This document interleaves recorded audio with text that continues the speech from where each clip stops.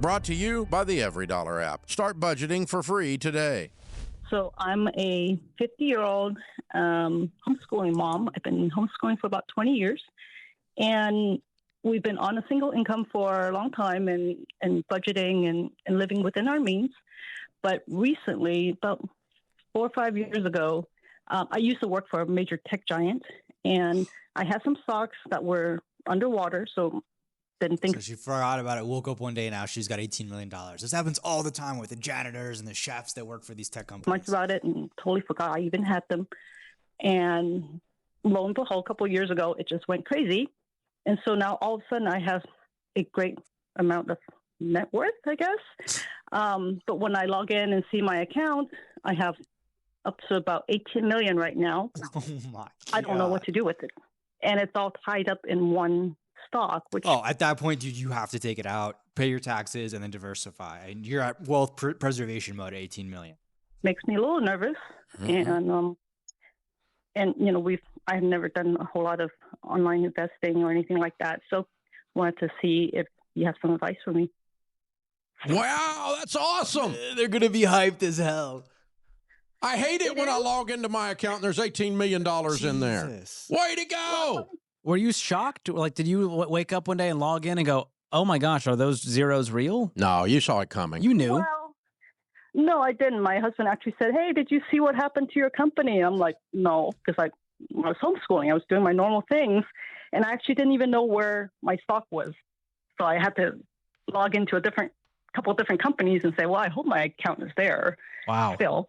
So, yeah. So I found it eventually, and it's gone crazy. They did this study where the people that had the best returns of all time were the ones that forgot they even had an account, and they just had put like random amount of money in the S&P 500. And then because they never sold it or anything, it just slowly compounded over 20, 30, 40 years. Still Okay. Wow. at that point. So you've held this for how long? 20 years. And it was when you got it, it was an employee benefit. So your cost basis is 20 years, early 2000s. She was in one of the major techs, like Facebook, one of those. zero. Broadcom. I remember paying around $14 maybe when I left. I left when I was pregnant with my first son. What's it trading for now per share?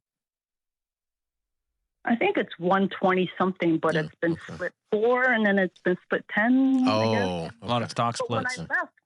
when I left, it was only 3 something. I got you. So it was completely underwater, and I just filed it away somewhere. You know, Just forgot about it. Okay. Yeah. This is that adage, man. Never sell. Like, you just don't know what's going to happen, right? Unless the company's going underwater, it's a total loser. Yeah, totally.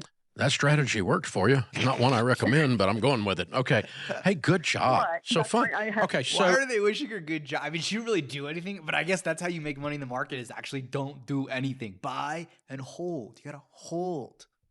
what is your current household income? 100 grand. So we're still on single income, about 250-ish. Okay. All right. So my husband 250, not too shabby. Atta girl. also works for another tech giant. So You need okay. If your household income is over 400, your capital gains rate is 20%. If it's under 400, it's 15%. oh, okay. Okay. So if you were to cash out enough of this that it took you up over 400, it's going to run your rate up, I think. Okay. So what you need is much better detailed advice, but I want you to sit down. I want you and your husband, who are both smart people, to learn exactly what your rates do as you move this around. It's very, very scary and unwise to leave all of your money in one thing, regardless of what the story is of how we got there. I understand. Okay. And that's Because And this to me, thing it's this just a thing piece turned of right paper. side up, but it used to be $3, and it could be that again, hypothetical. Right. If it could go that explosively up, it could easily go that explosively down, right? Like it could go both ways. Like 18 million, you got to take the money and run. That's like a bank heist. You gotta get out I of there. doubt it, but it could be. Okay. Right. I'm not predicting that. I don't even know what the company name is. I don't want to know. It doesn't matter. The concept of diversification gives you safety, not having all your eggs in one basket, as they say. And you probably, As they say, that's the old adage. Because at this point, right, 18 million, you're in wealth preservation mode, right? You're no longer in wealth creation mode. Whole different game, whole different strategy. You know, these apples and oranges. heard that, right? Right. Definitely. Yeah. So common sense says we need to get some of this off the table. The faster, the better, ASAP. but being wise about tax rates as you do it. Okay. Okay. But so let's say your husband makes 250, and if I'm right, and I might not be, I'm sitting here questioning. I don't know if it affects. I've got the number here, Dave. If you want, I know it's gone up a little bit. Is it over 20%? It is 20%, but the number, if it's married filing jointly, it's 583. Yeah, but I don't know if capital gains activates that number. That's based on your household income for the year. Your AGR. Okay. Yeah. It may. So if you only cash out $150,000 a year, what's the max? Okay. What's the max she can cash out? What's the top income rate before it kicks in? 583,000 this year. They keep up in it. If you only cash out $300,000 a year, you're never going to get diversified. Okay. It would take a long But if time. you go over 300, you're probably going to go from 15 to 20% capital gains rate. Follow me? Yes. Because the rich must be punished, including homeschool moms. Just ask the bozos in Washington. The capital gains tax is the most regressive tax for normal people, right? Because we already paid taxes on the money before we invested it. Then we invest it. And then now when we profit off that, we pay taxes again. So it is double taxation. Okay. So anything we can do to do that. But the first $300,000 a year is a no-brainer, but that's not really moving very much of 18 million. No, nothing. Exactly. You got to live to be 300 years There's no way she's getting around taxes, right? Uncle Sam, he's getting his little piece. There's no way. old to get it all moved around. So you're probably going to take some tax hit. And what your analysis is, what your consideration is am I willing to give up 20% of, say, $1 million? Am I willing to give up 200 grand out of $1 million in order for it not to all be in one thing? Absolutely, yes, right? You got to pay Uncle Sam, otherwise you're putting on the handcuffs and going to jail. And at this point, right, you're paying 20% to diversify and secure the 18 million. That's a small fee in the grand scheme of things. I see. I am, if it's me, but I'm not going to. I'm not going to be in a rush. I want to do some of it, but I sure. Honestly, I would be in a little bit of a rush. Like I would more like, all right, let's just say the cost of taking that 18 million ends up being 2 or 3 million. So I'm left with like 15 or 14 million bucks.